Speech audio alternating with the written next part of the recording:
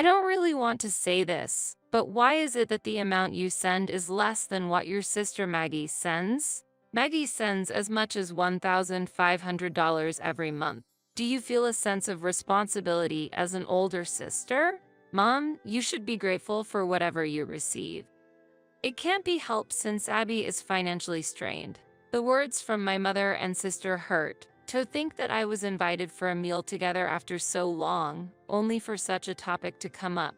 Ever since we were children, my mother always favored my younger sister, leading her to look down on me. I want to leave this place as soon as possible.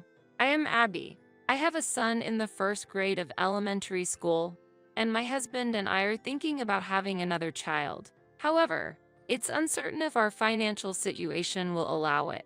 It's not that I have complaints about sending money to my mother, who lives alone, but working part-time for half the week and knowing that my sister also sends money gives me mixed feelings.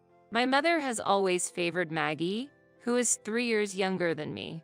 As a result, I naturally became closer to my father. Since I was very young, my father always showered me with love. However, my father passed away just as I entered junior high school. It's not that my mother completely ignored me, but there was a clear difference in how she treated me and my sister. Our household finances became even tighter, and my mother started working after having been a homemaker, drastically changing our lifestyle from when my father was alive. Facing vague concerns about the future, my mother said to me, "If you're thinking about going to university, I'm sorry, but I can't provide the funds for that. There's also Maggie to consider." As a result, I gave up on my dream of attending university and chose a public high school with good employment outcomes. After graduating high school and successfully finding a job, my mother's income and mine brought a little ease to our household finances. As a year was about to pass, my mother said, "Abby, Maggie wants to go to university. I want to support her somehow." What? Somehow. It might be difficult. Sorry. Depending on the university Maggie wished to attend, the tuition would undoubtedly be high. When I told Maggie about it, she said, "I want to study economics." Economics, when you don't even read the newspaper? She usually only reads articles about gossip, scandals, and the activities of celebrities. If it were sociology, I might understand a bit more. That's because it includes media studies. Maggie, as if to argue, raised her voice and said, "I'm not choosing an expensive art major. As my sister, you should support me a bit more. Is your interest in the economics department purely academic, not just about the financial aspect?" Yes, of course. I understand our financial situation at home. I'm not just saying this without thought. Then, I might consider it. After this conversation, my mother and I had a deep discussion about tuition and household finances. And so, Maggie went on to attend her desired university. Not long after, I got married and left my parental home. Even after getting married, I continued to support the tuition fees together with my mother and also continued to send $1,000 every month to my mother's home. My husband understands my family's financial situation and supports me. 2 years later, an unexpected message came from Maggie. "Actually, I've decided to quit university and go to nursing school. Can you support the tuition?" What? Wait. You quit university? For nursing school? Why such a decision? I've thought about my future. That's not enough to convince me. Why didn't you consult me first? I talked to Mom. She said she would support me, but I'm also contributing to the tuition. Don't be mad. The tuition for a vocational school is cheaper than university. That's not the point. Anyway, I've already decided to go to the nursing school. There's nothing I can do about it now. My mother has always been lenient with Maggie. I doubted whether Maggie, who prefers being taken care of over taking care of others, could fulfill her role as a nurse. This time, you're not allowed to quit halfway through. Don't worry, I understand. If you ever feel unwell, talk to me, okay? Don't say such ominous things. Thank you. Maggie's casual words of gratitude made me feel uneasy. It was about 6 months after Maggie started nursing school. Sis, I'm in trouble. I've run out of money. What? Did you break something? How rude. I went out with some seniors at school, and before I knew it, I had spent it all. Help me. What about mom? I've already spent the money from mom, too. You should avoid such relationships with seniors. There are plenty of reasons, like not being able to focus on your studies. But it's hard to say no to the seniors. I can get useful information for tests from them. Isn't that just an excuse to have fun? Silence was her answer. I took it as an agreement. I have a family to take care of. If you want money to play around with, earn it yourself. I informed her that I was stretched thin with the tuition payments and ended the call. Later, my mother contacted me. She criticized me for not supporting my sister. Why am I the one being criticized? From my perspective, I wonder why you would immediately give her money. What was the specific reason for quitting university? It seemed she couldn't fit in with university life. She felt it was different from what she had expected. When I suggested changing her major or looking for other paths if it was too hard, she decided to pursue nursing. Even so, from my conversation with Maggie, it sounded like she was asking for money to have fun. I then questioned the situation at home. Everyone goes out and has fun occasionally, especially when they're young. It's normal. It seemed my mother didn't care at all that I hadn't had the luxury to go out and enjoy my youth.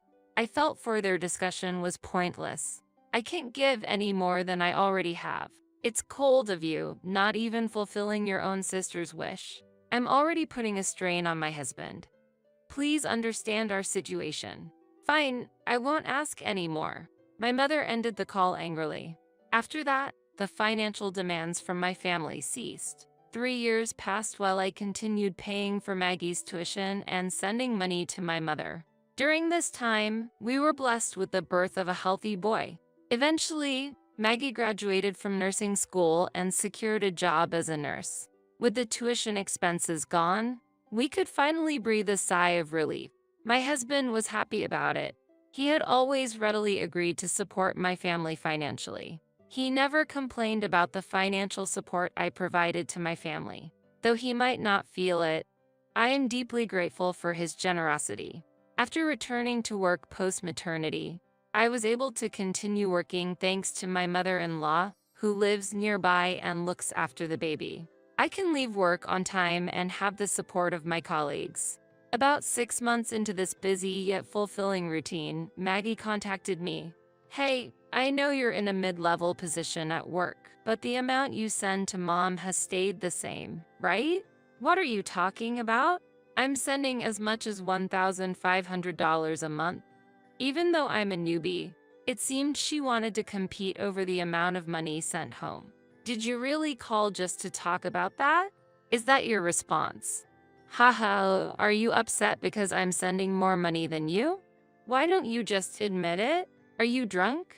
Don't equate our situations.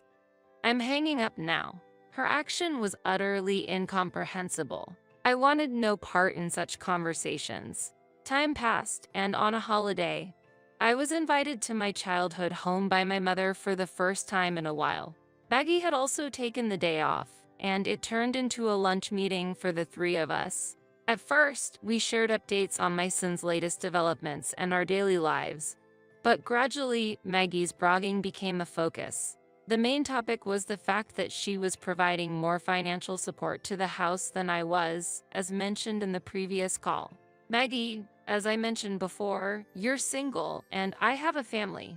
I have children, so don't treat us the same way. When I counted, my mother took Maggie's side. But if your sister is providing more support, why is your amount less? You don't even need to pay tuition anymore. Maggie is paying as much as $1,500. Don't you feel a sense of responsibility as an older sister? Abby is financially tight, you know. With my mother's support, Maggie felt emboldened. Such comments put me in a difficult position. Yes, we are financially tight. That's why we can't provide more support. Their expressions changed to confusion. My mother expressed her displeasure. Well, do as you please then. I secretly rejoiced in my success. Stopping the support significantly improved our financial situation. A year later, my mother shared her troubles with me. All the home appliances had suddenly started malfunctioning. Why do all the appliances break down at once? Can you help? What about Maggie? Her support alone isn't enough, despite all her boasting. How much is the shortfall? The refrigerator and washing machine are the top priorities. Just the essential appliances. Indeed, their malfunctioning would disrupt daily life. I understand. I asked for the details of the budget and then transferred a little extra. A month later, during the next call, I was astonished. The water heater, too? Yes, it will cost about $3,000. Can you help a bit? What happened to Maggie? Also, did you quit your part-time job, Mom? Recently, we replaced the vacuum cleaner and the DV, so we're financially tight right now. I see. Something felt off, and my intuition told me so. Following that intuition, I decided to visit my childhood home unannounced on my next day off. I still had a key, so entering wasn't an issue. Mom, are you here? I came to see the new appliances you mentioned. I called out as I entered through the entrance. My mother greeted me in a flustered manner. Oh, Abby. Why the sudden visit? I wanted to see the new appliances. We'll have to replace ours soon, so I wanted to hear about what you got. Well, now is a bit. She hesitated and avoided my gaze, confirming my intuition was right. Did you really have to replace all the appliances at once? Well, yes. Then, let me see them. Entering the living room, my intuition was confirmed. So it was a lie after all. The refrigerator was still the old one. At that moment, Maggie appeared. Mom, who are you talking to? Oh, Abby. Maggie, are you off today? Yes. She was short on words, but I wondered why. However, one truth became clear. I was deceived out of my money. Don't say such terrible things. Then what? I couldn't stop my tears. At that moment, my mother scolded Maggie. Maggie quit her job. I told her to be honest and ask Abby for help, but this child was too proud. Don't make it sound like I'm the only bad one here. You agreed too, didn't you? Let's just end this. I had no interest in watching them shift blame any longer. Do whatever you like. I left the scene. Even after returning home, my anger didn't subside and I drank several cups of coffee to calm down. Then, I received a call from Maggie. Sorry, Abby. I quit my job right after getting it and couldn't bring myself to say it. Are you looking for a new job then? What about part-time work? I'm looking for a new job, but I haven't started any part-time work yet. If you truly regret lying, then repay all the tuition fees. And the money for the appliances too. That's impossible. She refused, saying she had already spent it. Why did you quit the nursing job in the first place? Suddenly, Maggie's voice was filled with anger. The harassment from the seniors was terrible.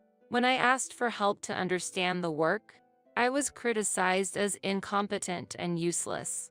I just wanted clear instructions. It's not good to leave your work to others. Nursing is a busy profession, isn't it? But I couldn't understand it. And then I was falsely accused of cozying up to the doctors. Did you seek help from a doctor? Yes, I thought they would understand me best.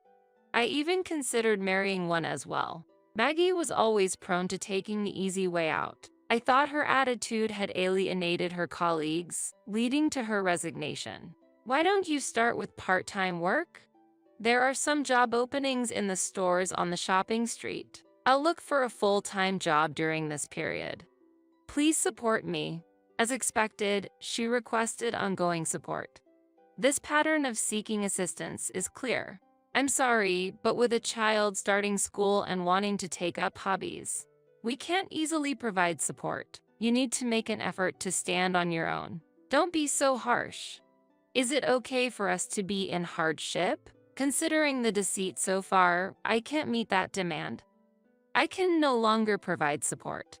If you want to be independent, you need to work. I cut off the call abruptly, astonished by her audacity.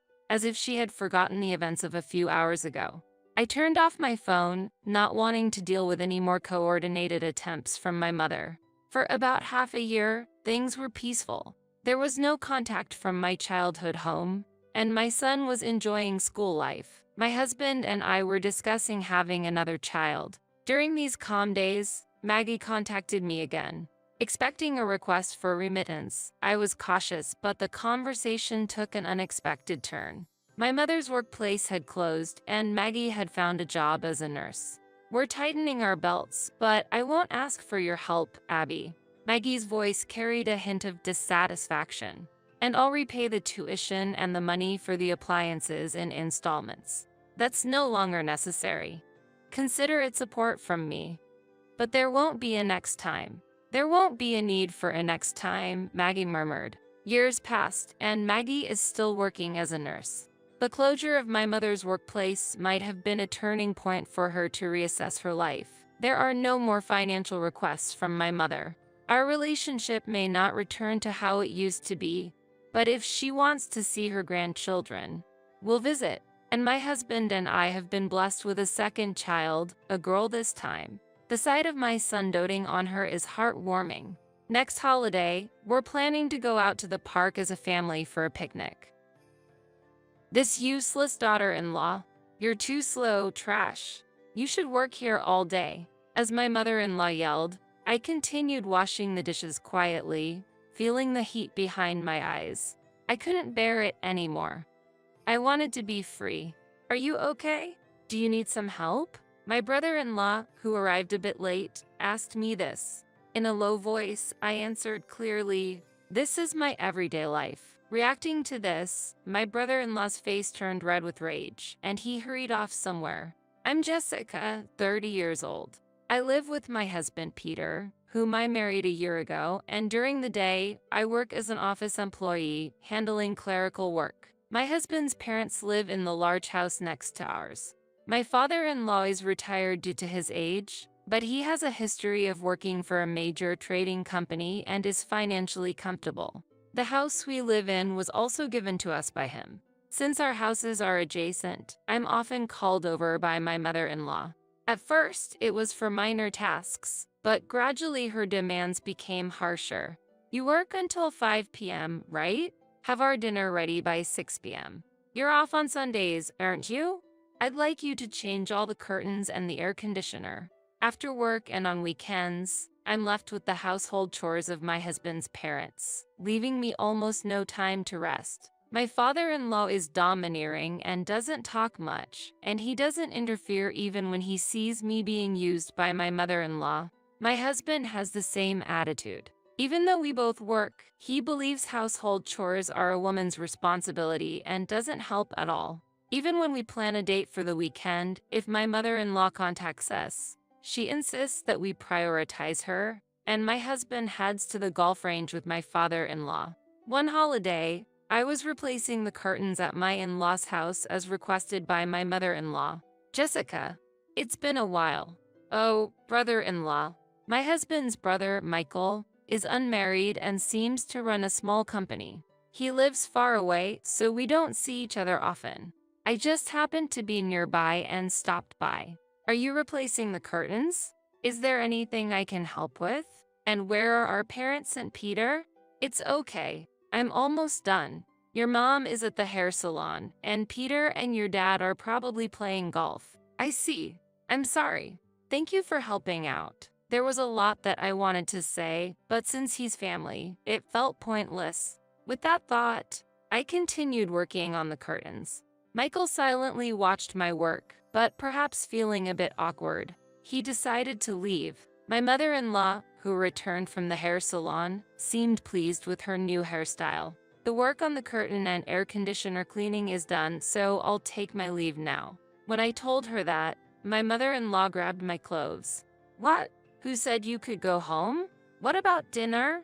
I answered in a panic. "Mother, I have plans even on my days off. So, if you could understand that." Her complexion changed drastically with those words. "What are you talking so high and mighty for? Have you forgotten your place in this house? I felt a chill run down my spine at my mother-in-law's sudden change of demeanor. We are the ones providing you with this lifestyle, aren't we? You married into a wealthy family, so you should be grateful and serve. I was at a loss for words. If work is what's keeping you busy, then submit your resignation by tomorrow.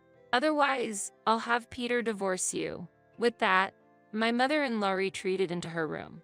I was left in shock. Was the meaning of joining this family to devote myself entirely to them? I headed to the kitchen and started preparing dinner. The next day, I received a call from my mother-in-law. She asked me if I had submitted my resignation. I hadn't yet. Then, I could feel her anger as she said, "Do you remember our conversation yesterday? If you don't submit it by tomorrow, you won't be allowed back in the house." Feeling powerless, I submitted my resignation at work and was set to leave at the end of the month. Amidst the busy resignation procedures, when I returned home, my husband handed me a piece of paper. "We're celebrating Mom's 60th birthday next Saturday. She wanted me to give this to you." I couldn't hide my surprise at the densely written text on the paper. List of attendees, invitation addresses, menu, decoration details, overall flow. I asked my husband urgently, "Am I in charge of all this?" He answered calmly, "Who else do you think will do it? You're the wife of this house, so it's only natural. The day of this birthday party is the day after I quit. I'll be busy with work until then, and I won't have time to prepare. If you could help me." My husband clicked his tongue and said, "Don't complain. We're providing you with a home, so do it properly." With that, he quickly left. I'm expecting a special surprise gift. It's an important day, so please take care of it.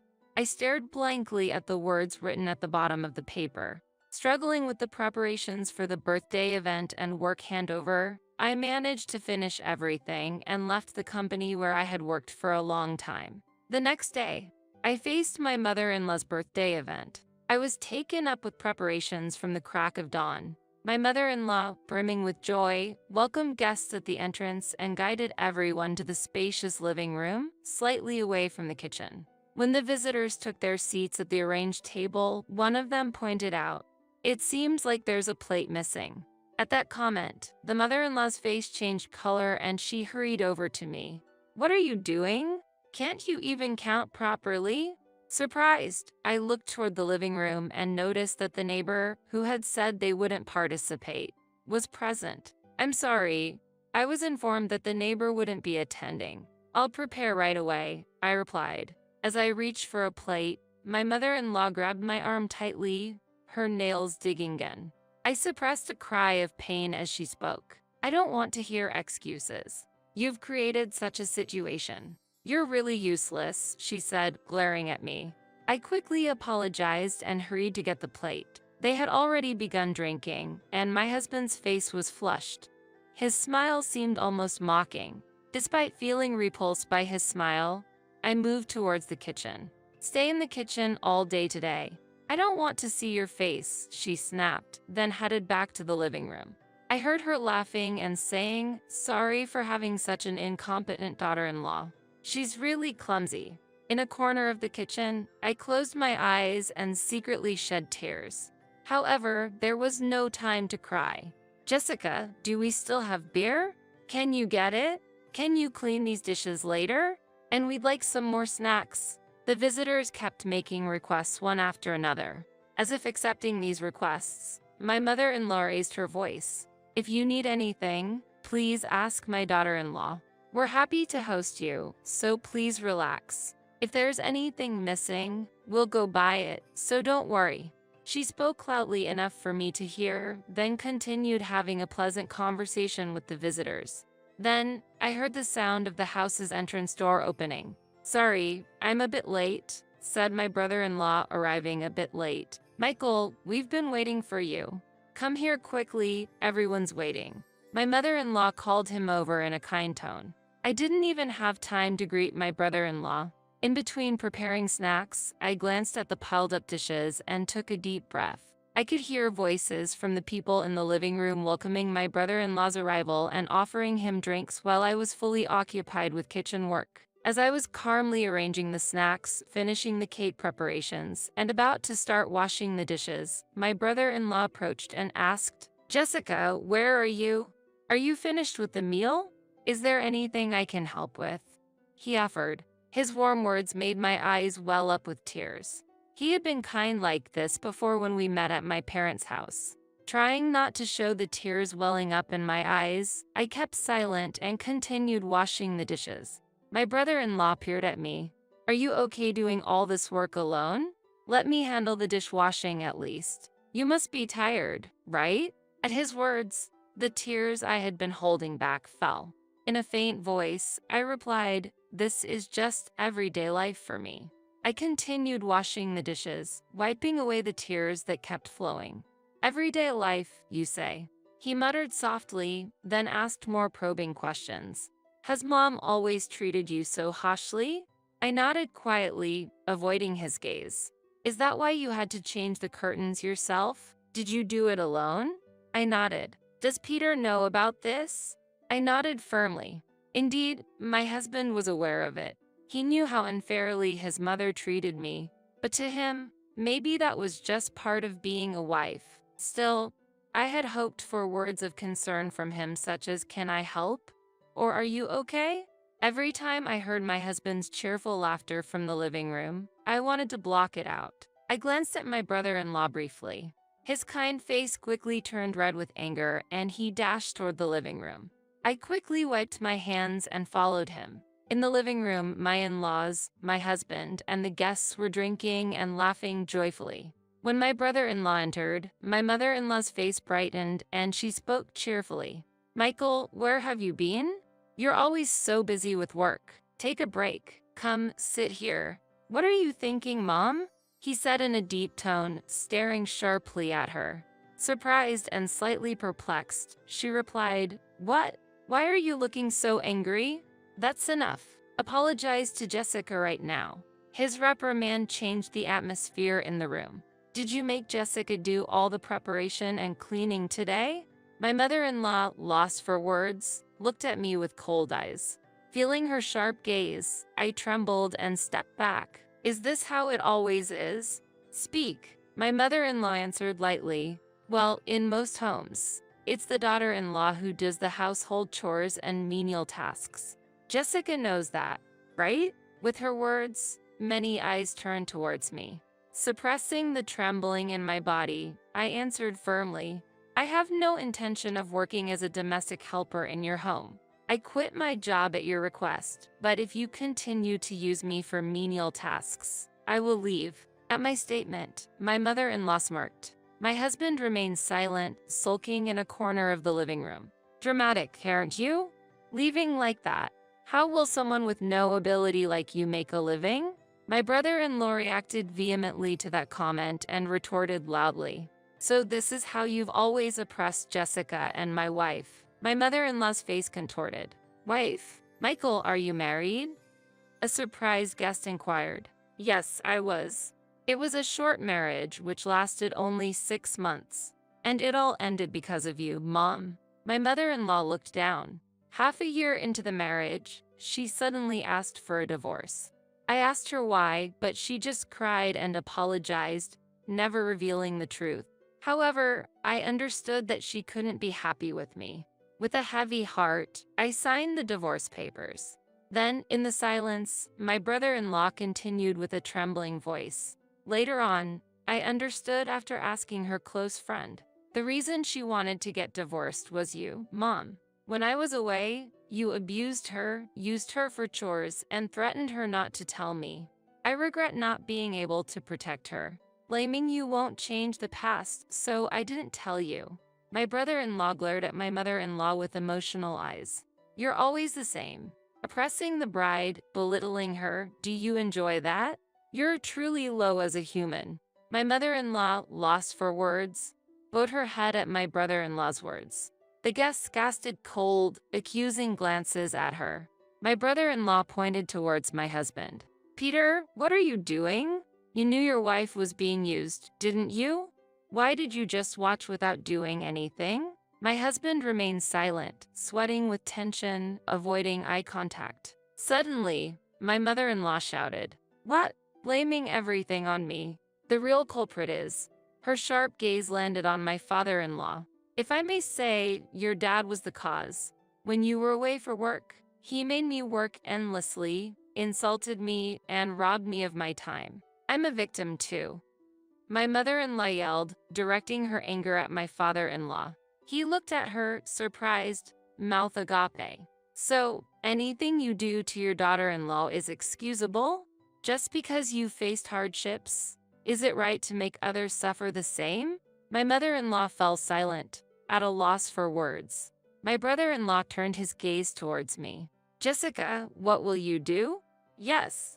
Pondering over the question, I considered what I wanted for myself. Could I accept the excuses and forgive? Would they improve in the future? Being unemployed, was I to continue serving them? I looked at my silent in-laws and my shrinking husband. My true desire became clear. I wanted to live freely, without my time, life, or job being taken by others. With that sentiment, I looked straight into my mother-in-law's eyes. Mother, I am cutting off my future with Peter. My absence will clear things up for you. I'll do as you wish. That's my special birthday gift to you. Saying that, I grabbed my belongings. I'm sorry, but I no longer wish to have any sort of relationship with you all. Reflect on your behavior and use it to guide your future. Gently urged by my brother-in-law, I headed towards the entrance. In the silent living room, my mother-in-law's crying echoed, and the visitors' cold stares left my father-in-law and husband unable to raise their heads, silently staring at the ground. The next day, I brought my belongings from my previous residence and returned to my parents' house. My husband pleaded desperately, but his silent complicity in my mother-in-law's actions completely cooled my heart, and I firmly declared our separation. Later, I heard that my in-laws' relationship with each other turned sour to the point of not speaking to each other. My brother-in-law welcomed me into an administrative position at his business. You did well. I'm always thankful to you. Here's some coffee, he said kindly. Thank you. Is it time for you to go home? Yes, I need to pick up the laundry and do some shopping. I admired my brother-in-law, who handled everything himself. You do it all by yourself? Yes, I handle my own matters. But, in the silence, I tilted my head. Still, it's lonely being by myself. I wonder if there's someone nice out there. As he said that, he looked at me. I quickly averted his gaze. Seeing my reaction, my brother-in-law asked modestly, Hey, do you have time this weekend? How about dinner somewhere? Surprised, my heart raced, and I felt my face heat up with excitement, sensing that the freedom I had gained with my brother-in-law's support might affect my future. I looked him in the eyes and nodded firmly.